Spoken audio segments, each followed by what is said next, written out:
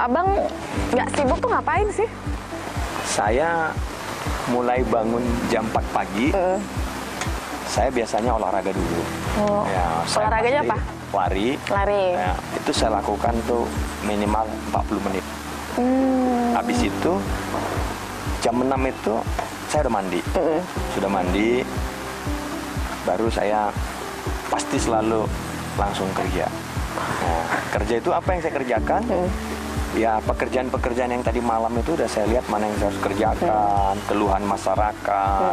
Lantas saya juga berkunjung ke masyarakat gitu. Jadi itulah sehari-hari yang saya alamin, bagaimana saya bisa bertemu, dan saya usahakan selalu ketemu dengan masyarakat setiap hari. Tiap hari ya, Setiap Bang? hari. Saya harus ketemu dengan masyarakat. Minimal setiap hari saya ketemu 30 orang. Ya. Dalam waktu, walaupun sedikit, saya harus tahu keluhan mereka. Jadi dari desa ke desa, itu selalu. Dan saya tidak pernah ada di kantor. Jadi kalau mau nyari saya, kayak nggak usah di kantor. Jadi di mana, Bang? Karena kalau saya di kantor, saya kan hanya bertemu dengan staf-staf saja. Ya, di kantor. Nah, saya nggak bisa memutuskan sesuatu, saya nggak tahu apa keluhan masyarakat. Jadi, saya door to door. Dari desa ini ke desa ini, pergi ke masyarakat, pergi sini, ada orang yang sakit, saya lihat. Kenapa sih dia bisa sakit? Ada keluhan dia, saya lihat. Ada rumahnya yang bocor. Ya, kita lihat gitu. Kenapa? Karena kan tidak semua masyarakat kita ini perekonomiannya mampu. Kita harus turun ke bawah dan melihat keluhan masyarakat itu apa. Sebagai pemerintah itu adalah perpanjangan tangan Tuhan yang saya harus menyelamatkan orang. Walaupun terus terang aja tidak bisa semua saya selamatkan. Nah, itu. Jadi seperti itulah setiap hari kehidupan saya. Hampir-hampir saya terus terang aja ketemu anak itu ya 1 minggu itu paling 2 jam. Padahal anak saya tuh SMP kelas 2. Paling besar ya, Bang? Ya, 1 anak saya. Oh, satu ya. Nah, seperti itulah. Jadi pemirsa Bincang Toko di Rumah, saya masih bersama Bang JR nih. Tadi ceritanya udah panjang ya, udah panjang sekali sampai kesehariannya Bang JR masih suka lari. Larinya di mana, Bang? Larinya di sekitar rumah? Iya, di sekitar itu kan saya kadang-kadang, sekarang kan belum ada rumah dinas. Saya nginap di sekolah. Jadi saya lari dengan lapang itu, ya di sekolah. Lari 40 menit ya. Gimana Abang menanggapin tanggapan-tanggapan negatif dari orang? Karena gini loh, Bang, saya baca di internet ya, wah, Bang JR itu korupsi sampai bisa kaya seperti ini, wah Bang JR itu menyuap gitu ya. Tapi semuanya masyarakat sendiri melihat apa yang Abang lakukan ya di Sumatera Utara ini ya. Saya menanggapinya dengan hati yang dingin, tapi saya tunjukkan.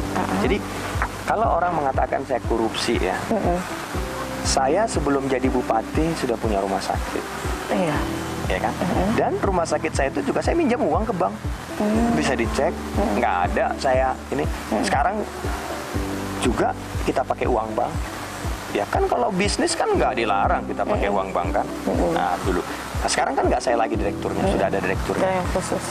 Jadi kalau orang mengatakan saya korupsi ini, memang 2009 kita laporkan ke KPK juga kekayaan kita, apa semua itu.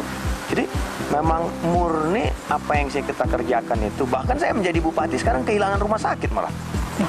Kehilangan rumah sakit. 1 rumah sakit saya di Purwakarta udah hilang. Ya. Untuk apa? Membangun Kabupaten Simalungun. Nggak terurus di sana. Nggak terurus di sana. Saya taruh bikin sekolah di Simalungun ini. Itu dari sana. Jadi semua ada sekolah saya di sini nih itu dari sana. Dan 2003 saya sudah punya rumah sakit. Saya sudah punya kampus. Jadi bukan setelah saya bupati kucuk-kucuk terus langsung. Orang kan tahu, masyarakat tahu gitu ya. Masyarakat tahu. Nah, kita punya helikopter, dan helikopter itu juga nggak saya nikmatin sendiri. Ada orang sakit diantar pakai heli itu. Jadi kita bukan untuk kita nikmatin sendiri. Kita punya mobil, ada yang sakit silakan pakai. Nah, jadi apapun milik saya itu saya anggap adalah bagian dari titipan. semua orang berhak untuk menikmatinya. Tanya staf-staf saya. Jadi nggak ada, saya ini mobil saya eksekutif, terus saya sendiri di atas. Enggak. Semua Kalau mau tahu naik helikopternya gitu ya bang, rasain gitu. sering, itu anak-anak sering kita Iya. ini. Jadi karena mereka juga berhak dong, titipan Tuhan itu yang ada pada saya dinikmatin oleh orang lain yang membutuhkan. Tapi kalau contohnya dia mau senang-senang terus pinjam helikopter, nggak saya kasih. Tapi kalau orang sakit silakan. Nah, dia butuh ini, terus memang dia benar-benar nggak mampu ya, silakan aja. Karena ya terus terang aja itu semua bagian dari titipan. Jadi saya nggak pernah sekalipun kayak jadi ada orang mengatakan ini korupsi gini nih. Ya, saya tetap legowo. Itu haknya orang untuk menilai. Tapi di dalam penilaian itu ada hukum yang juga mengawasin saya. Ya. Saya juga nggak sempurna kali jadi manusia, terus terang aja. Nah, tapi saya berusaha melakukan yang terbaik, ya. Karena saya juga adalah manusia biasa, gitu loh. Kayak. Tapi sambil diminum ya. Oh jangan iya. sampai, wah, Ada ini kan yang kita cuma enak nih. lihat aja nanti. Nah, kita minum dulu ini. Mudah-mudahan tehnya di Simalungun wangi. Iya, Karena wangi ada bang. kebun teh di Sidamanik.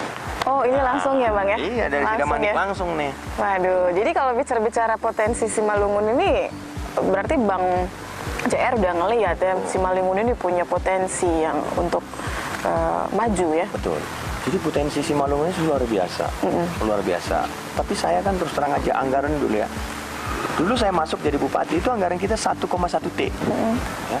Apapun nggak bisa dilakukan. Sekarang 2,4 T. Bagaimana saya untuk meningkatkan itu supaya masyarakat sejahtera? Ya. Jadi belum semua potensi ini bisa kita jamah. Kenapa? Karena menjamah potensi ini untuk melakukan perbaikan potensi ini butuh infrastruktur. Betul. Sekarang banyak masyarakat mengatakan, JR jalan rusak. Betul, orang mengatakan. Tapi sekarang bisa kita lihat, lebih banyak jalan yang kita perbaikin daripada yang rusak. Saya ke Simalungun ini, 82% jalan rusak. Rusak parah 72%. Nah, sekarang tinggal 32%. Nah, ini semua kita lakukan perbaikan-perbaikan ini untuk mengejar potensi tadi. Kita punya di sini ini ada rumah adat, Iya. ya, terus ada Danau Toba, ada cagar alam, Iya. Nah, Tinggi Raja itu terkenal tuh Tinggi Raja itu. Nah, semua ada, tapi belum terjamah semua. Nah, inilah di periode kedua ini kita mengharapkan saya bisa menjamah ini supaya nanti saya tinggalkan Simalungun ini, masyarakat merasakan apa yang saya lakukan selama saya bekerja 2 periode melayani masyarakat. Wah, keren. Oh, oke.